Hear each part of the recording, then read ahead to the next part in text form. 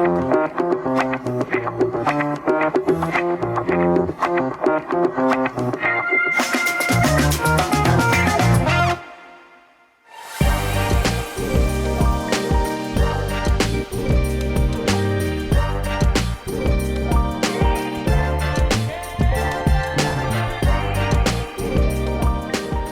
Entrevistas de hoje está na Biblioteca Cassiano Ricardo. Quem me recebe aqui é o jornalista Júlio Ottoboni. Ele é professor e estudioso das obras de Cassiano Ricardo.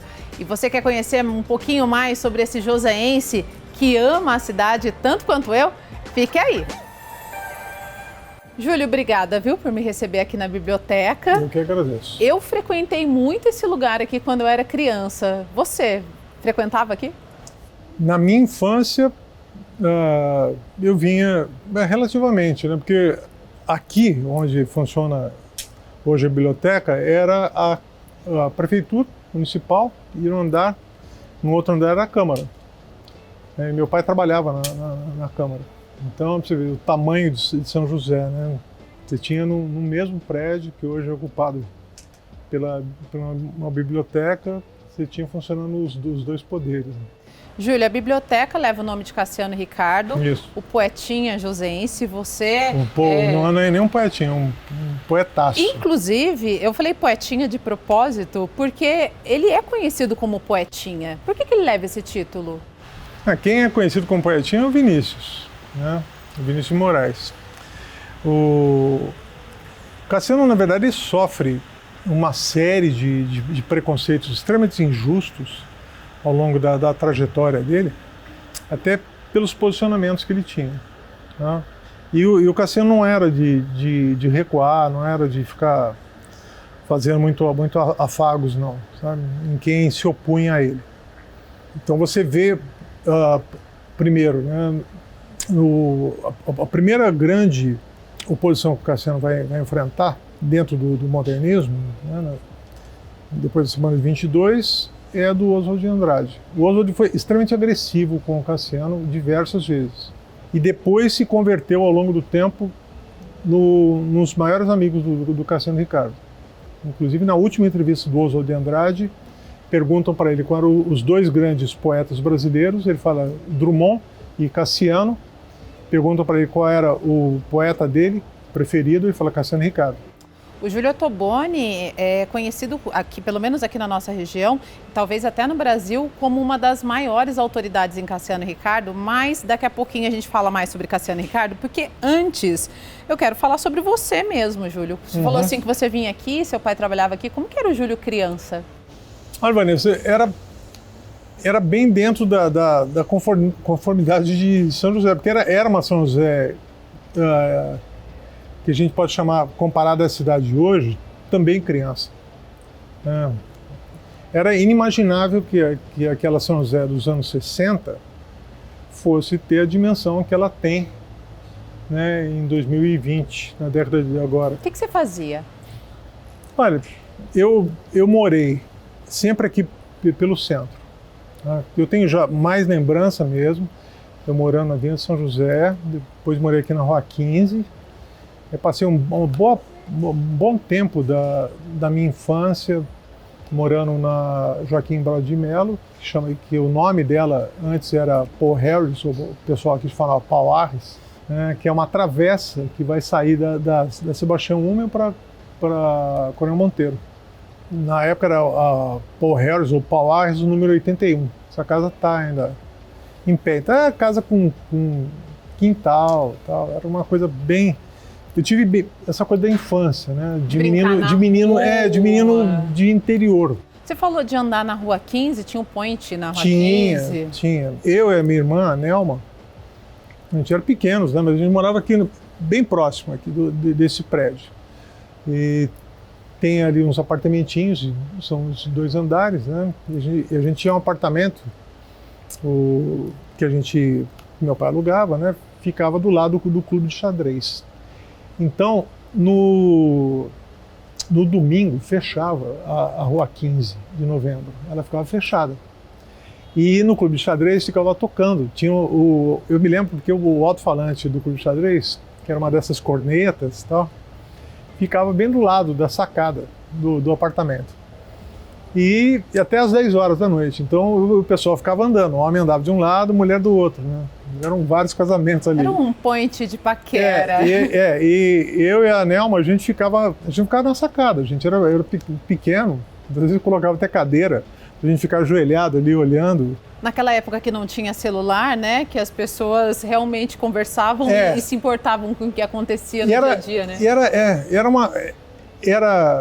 Se você me perguntar, se é nostálgico dessa época, essa época eu acho que sim, a questão da nostalgia é muito relativa, né?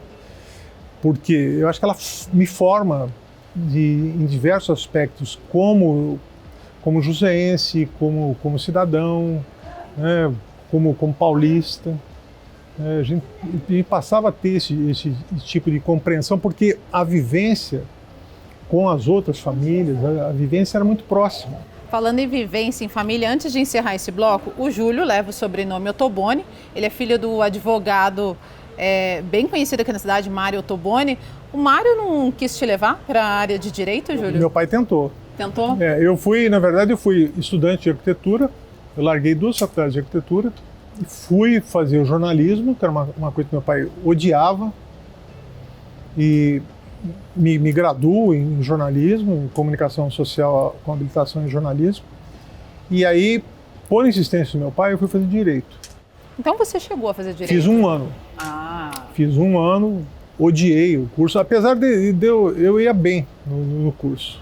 Mas não era, eu não tinha vocação nenhuma para aquilo. A vocação era para ser jornalista. Eu já estava já estava no meio. E eu vou depois fazer psicologia. Eu faço 2 anos e meio de psicologia. Eu era repórter da Veja, e aí eu fui chamado pelo Estadão. Aí eu tive que largar o curso. Vou fazer o seguinte, daqui a pouquinho o Júlio conta como que foi toda essa transição, porque ele passou por diversos veículos, mas é daqui a pouquinho e você fica aí para você ficar sabendo mais sobre a história de Júlio Ottoboni.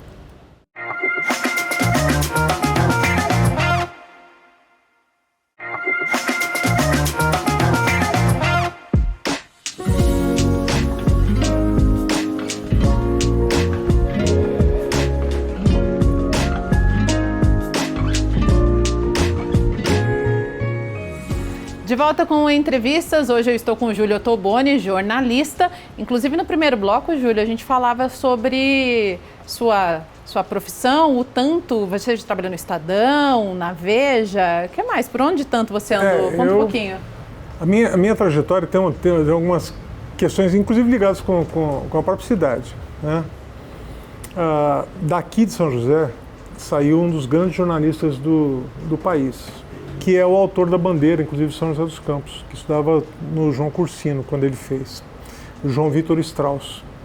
E o João, quando eu estava estudando, né, que foi os primeiros contatos com o João, tinha amizade com meu pai e tal, apesar de ter uma diferença, tinha uma razoável... Ele foi uma inspiração para você? Não, o João foi um grande apoio, Eu fiquei aguardando, porque o João tinha assumido uma das editorias do Jornal do Brasil, editoria executiva, quando o Jornal do Brasil se expande e vem para São Paulo também.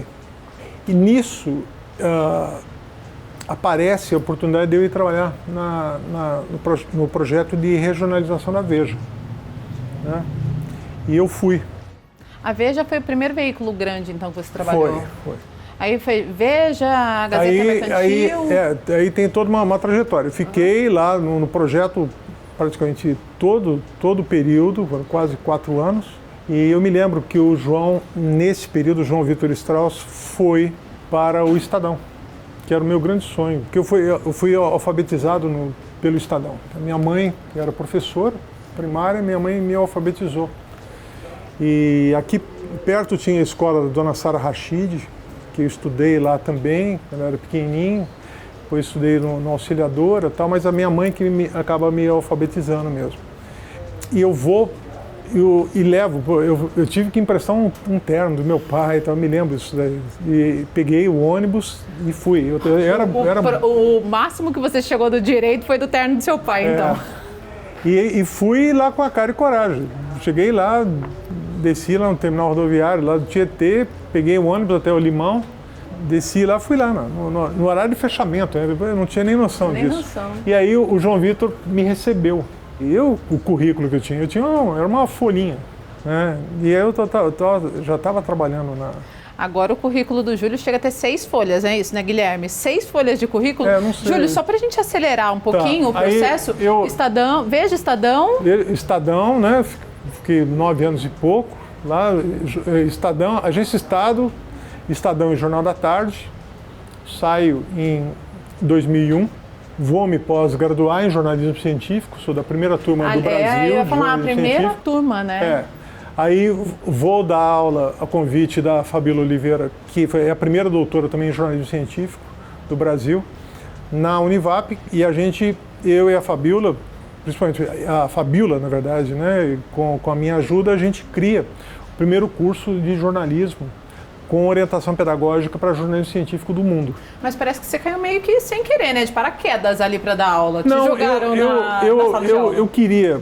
Eu já estava. A Fabíola já vinha conversando isso comigo, tá, porque eu era um dos poucos mesmo que atuava nesse segmento que ela queria, né? E ela já me conhecia já de muito tempo. E eu vou contar uma coisa: o Júlio Ottoboni foi meu professor na faculdade, a Fabíola foi minha professora na faculdade, e você tem um carinho com seus ex-alunos, né? Você continua tratando todo mundo como aluno. Ele me dá várias dicas. E você faz isso com os demais também, né, Júlio? Faço. Isso daí eu escutava na minha época de faculdade de jornalismo. Eu tinha um professor que assim, me apadrinhou muito, que foi o Birajara Moreira da Silva Júnior, um dos primeiros repórteres negros da Folha de São Paulo.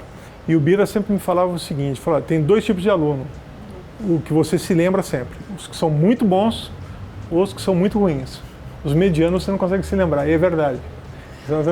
Agora você me deixou curiosa. Não, eu tô no super bom, menos mediana. Não, eu acho que você sempre foi uma menina esforçada. Sempre foi. Eu acho que se você se lembra, é porque está realmente inserido num contexto novo. Eu sempre tive a sorte de conviver mais com os alunos que se destacaram, né? Bom, o Júlio Ottoboni faz parte da minha formação profissional. O Júlio foi meu professor na Univap.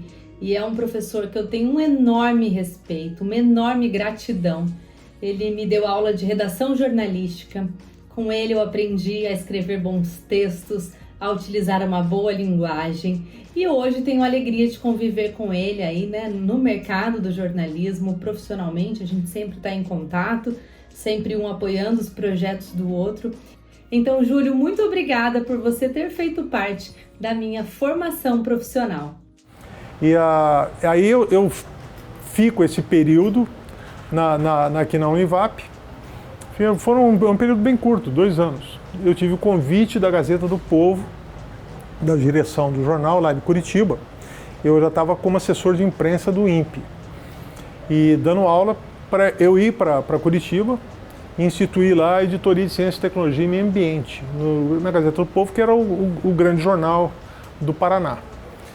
E fui para lá. No comecinho do boom sobre meio ambiente, né?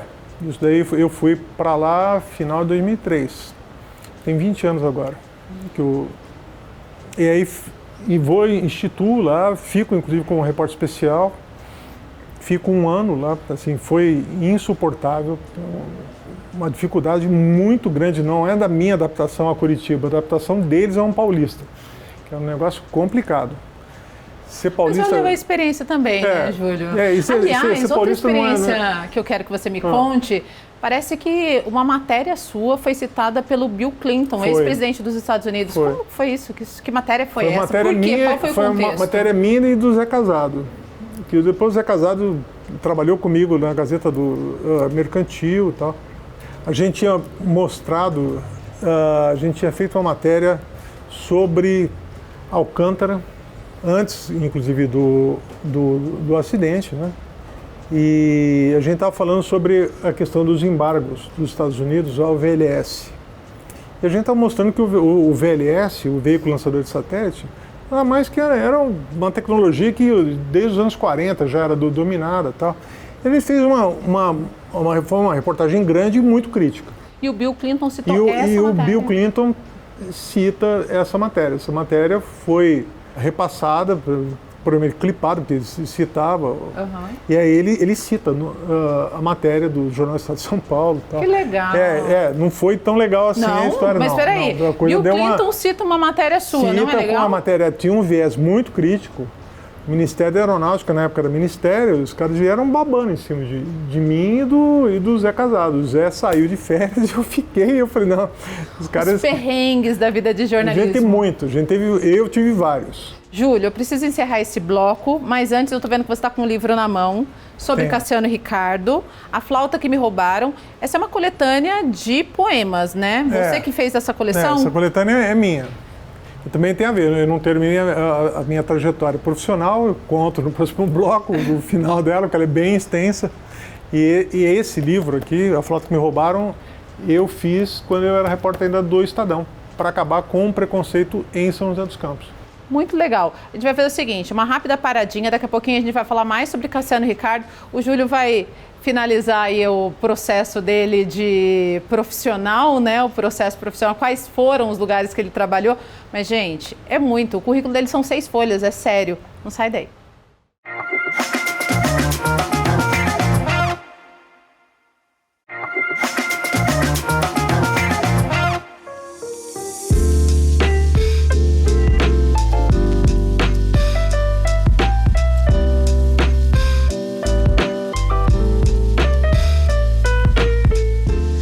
De volta com entrevistas, último bloco do nosso programa. Júlio, resumidamente, antes da gente entrar para falar sobre Cassiano Ricardo, aliás, a gente está aqui com uma mesa de obras do Cassiano Ricardo. O que o Júlio está segurando é uma coletânea que ele escreveu sobre Cassiano Ricardo, sobre os poemas, né?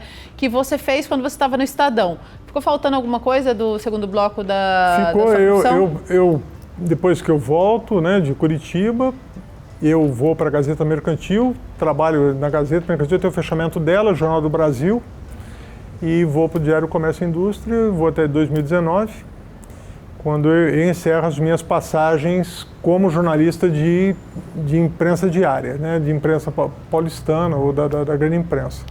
Mas esse livro em específico, A Flauta que Me Roubaram, né, que é o famoso poema Era em São José dos Campos e Quando Caía a Ponte e tal, eu fiz para acabar com um preconceito que São José tinha em relação ao Cassiano.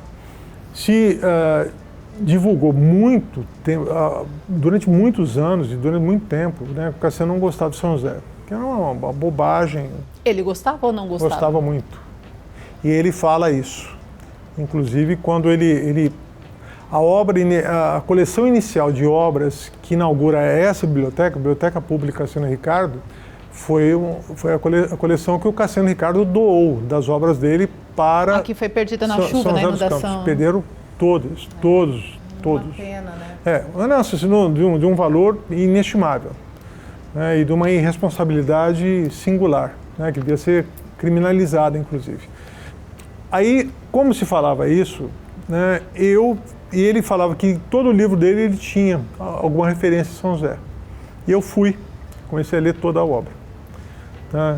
E aí Você começou a ler as obras de Cassiano Ricardo com um presente que seu pai te deu, né? Ele te deu uma coletânea, não foi nem um presente, meu pai foi uma imposição. Meu pai puxou meu pai tinha uma biblioteca grande em casa tal, e puxou uma coletânea do Mário Chamy, e eu era adolescente. E falou para mim, me entregou e falou assim, você tem obrigação de conhecer a obra do seu conterrâneo. Quando você recebeu essa obra, você foi aquele adolescente rebelde, não, eu não vou ler isso? Não, leu com carinho? Eu peguei e dei uma olhada, eu tinha o interesse para... Houve uma empatia. Assim, eu já tinha uma afeição por livro, tal. Eu sempre via meu pai ler muito, né? A minha mãe foi professora, né, da rede pública. E quando eu começo a ler, eu começo a ver histórias que meu avô contava, né? Como o elefante que fugiu do circo, né? Que passou correndo aqui pela Rua 15, que é verdade, isso. E muita coisa. Se ele não gostasse da cidade, como que ele escreveria tanto sobre e aí, a cidade, é exatamente, né? isso que eu mostro, na Flauta que Me Roubaram. Que não tem como, não tinha como ficar alimentando essa bobagem. Agora, Júlio, além dessa bobagem que ele não gostava de São José, haviam outros mitos sobre Cassiano Ricardo, né? Teve. Teve algum? Teve outro, absurdo? Absurdo, falar que ele era fascista. Isso é um absurdo, assim, é pessoa que não conhece nem a história do Cassiano e não conhece muito menos a história do Brasil. E não era. Ele é o primeiro a criar um movimento antifascista no Brasil. Agora, Tanto que ele fala no poema A Flauta que Me Roubaram, não havia nem comunismo nem fascismo para nos tirar o sono. Agora, uma coisa é fato, Cassiano Ricardo, ele foi poeta numa época, pelo menos aqui na nossa região, que a agricultura era muito forte. E ele era diferente dos outros homens, né? Ele era um homem letrado. Inclusive a Eloá, num dos primeiros entrevistas que a gente fez, ela falava exatamente isso. Ela tinha contato, a Eloá, a jornalista, né? Eloá Maria. Ela tinha contato, assim, com o Cassiano Ricardo, de saber dos avós, dos tios, mas que tinha um estranhamento justamente porque ele era um homem letrado e a maioria das pessoas eram muito simples, né? Você tem uma cidade, uma São José, que é interessante a história de São José, porque com a tuberculose, como a tuberculose era uma doença de boêmios, tá? Ela afetava muitos poetas, escritores, músicos, tal, que vieram para cá, se tratar para cá, porque também não tinham tanto dinheiro para se tratar ou em Campos Jordão, né, ou em Lausanne e tal. E aí gera um ciclo cultural muito interessante em São José. Tá? Mas eram pessoas que migraram para cá para cuidar da tuberculose. E a questão do Cassiano é essa coisa que o Drummond já enfrentou, vários outros poetas já enfrentaram, né? Que o famoso santo de casa não fazia milagre. É um dos maiores poetas da língua portuguesa. É um poeta espetacular. Você está trabalhando numa outra biografia, né? É um recorte biográfico. O Cassiano tem uma autobiografia, chama Viagem no Tempo e no Espaço. E eu estou fazendo um recorte só sobre o homem Cassiano Ricardo. Tá? Então eu tenho várias entrevistas com várias personalidades. Isso aí começa com eu me encontrando com o Thiago de Mello, fazendo uma reportagem em Manaus, no começo de uma madrugada. Foi um encontro casual, né? Totalmente casual. E quando eu falo o nome do Cassiano Ricardo, o Thiago de Mello para tudo, olha para mim e me convida para jantar com ele. E aí ele me dá um depoimento espetacular sobre o Cassiano. E a gente tá praticamente pronto esse livro. Eu preciso Só um parêntese para quem está em casa, quem é Thiago de Mello? É o grande poeta brasileiro, conhecido poeta da Amazônia, poeta da floresta, né? Falecido há pouco tempo, inclusive. Júlio, da família de Cassiano Ricardo, você chegou a ter contato com alguém? Várias pessoas. A dona Célia, Cecília, a filha mais velha, né? A Regina Célia, que é neta, o Brasil, o Ricardo, que também é neto. E o que esses familiares sentem e carregam de Cassiano? O que você nota, Vanessa, é que tem um distanciamento, né, que eu comecei a tentar encurtar, né, em relação a São José. Né, porque aquela coisa, nasceram em São Paulo tal, e é bem coisa de paulistano mesmo, se envolve no dia a dia tal. Nunca procuraram exatamente saber das raízes dele. Sabia que tinha São José dos Campos, tal, que poderia ser que tivesse ainda parentes por aqui, como tem vários parentes por aqui. Mas eu comecei a fazer essa aproximação. E eu acho que ela surtiu bons resultados. Para a gente encerrar, Júlio, ao longo de toda a sua carreira, né? Porque você já fez de tudo um pouco, ó. Quase foi arquiteto, quase foi psicólogo, quase foi advogado. Os quases são um problema. Mas a nossa vida ela é feita de quases e de acontecimentos certos, né? Tudo isso contribuiu para quem você é hoje, né? Você acha que faltou alguma coisa na sua carreira? Não. Se existe uma falta, é uma falta que eu desconheço, entendeu? Pelo fato de eu desconhecer, ela inexiste. Né? Eu só posso sentir falta daquilo que eu conheço, que eu sei que existe. Eu falar assim, você se sente completo? Evidente que não. Né? Eu acho que eu estou, iniciando agora, entrei agora nos 60 anos de idade e tal. O nível de maturidade é outro. E o nível de percepção do mundo é outro. Né? Trabalho lá no Instituto Alfa Lume e tal. Essa possibilidade de eu mexer com um jovem, né, e um adolescente, ele é muito bom, né? E tentar passar essa experiência, né? E como que fica o ego do jornalista sabendo que você é uma das maiores autoridades em Cassiano Ricardo? Olha, mas isso para mim é um compromisso que eu tenho com a minha terra, sabe? Com as pessoas da minha terra e com as pessoas que são interessadas né, na preservação da imagem do Cassiano Ricardo, do processo literário de São José. Né? É uma cidade que ela teve um progresso na área tecnológica, né? Inclusive na área científica, muito grande, mas ficou muito atrofiada na área de humanidades. Tá? Então a gente tem que fazer esse esforço para que se consiga acompanhar isso. Né? Eu espero que a gente consiga alcançar uma cidade mais solidária, sabe? Uma cidade que se compreenda dentro dos espaços, né? Com uma visão mais generosa.